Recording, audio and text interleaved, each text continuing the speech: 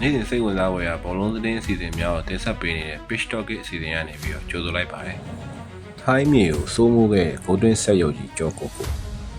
ဒီကျွန်တော်တို့မြန်မာ National League မှာဂိုးသွင်းများလုံးစံချိန်တင်ခဲ့တယ်လို့ခေတ်သစ်မြန်မာကစားသမားတွေရဲ့ထိုင်း League ကိုဒီကျွန်တော်တို့ဒီတိုးဖောက်ပြီးတော့လမ်းဖွင့်ပေးခဲ့တဲ့ကစားသမားကွင်းထဲရောက်တာနဲ့သူ့ရဲ့ style သူ့ရဲ့အသသူ့ရဲ့ယုံကြည်မှုတွေတကယ်ကို superstar ဆန်တော့တဲ့ကစားသမားသူကတော့ကျော်ကိုကိုပါပဲ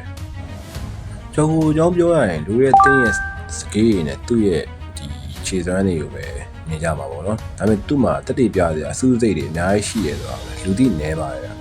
သက်စီရရှိမေတင်းလို့နဲ့တင်းလေးမှာကစားရင်းနဲ့ရန်ကုန်နဲ့တူအသင်းကြီးတွေကိုကြော်ဖြတ်ပြီးတော့2011ခုနှစ်တော့MMN တနေ့တာအကောင်းဆုံးကစားသမားစု Player of the Year ကိုရရှိခဲ့တဲ့သူပါ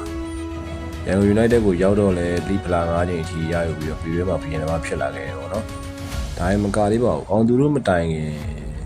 ထိုင်းလီမှာအောင်မြင်မှုအကြီးဆုံးရယူခဲ့တဲ့သူကကျော်ကူကိုပါ2018ခုနှစ်ချင်းရိုင် United မှာကစားတော့ထိုင်း FA Cup အပါအဝင်ဖလား3လုံး Terrible ထိရယူပြီးတော့တမိုင်းရေးထိုးနိုင်ခဲ့ပူပါတယ် Final ပွဲမှာ penalty အဆုံးဖြတ်ကိုယုံကြည်မှုရှိရှိနဲ့ကန်သွင်းပြီးတော့အောင်ပွဲခံခဲ့တဲ့ပုံရိပ်ကမြန်မာပရိသတ်တွေအတွက်တကယ်ကိုဂုဏ်ယူစရာဖြစ်ခဲ့တယ်ပေါ့ဗျာသူ့မှာရှိရဘယ်သူမှမသိနိုင်သေးတဲ့တူဝက်ချက်တွေကသူ့ကိုကွင်းထဲမှာပို့ပြီးတော့ထူးခြားစေခဲ့ပါတယ်တိုက်စစ်မှုတယောက်ကရှိတဲ့စာလောင်မှုတွေအဆုံးသက်တေချာမှုတွေပေါင်းဆက်ထားတဲ့ကြော်ကိုကိုလိုကစားသမားမျိုးနောက်ထပ်ပေါ်လာဖို့ဆိုတာတကယ်တော့မလွယ်ကူတော့ပါဘူးဗျ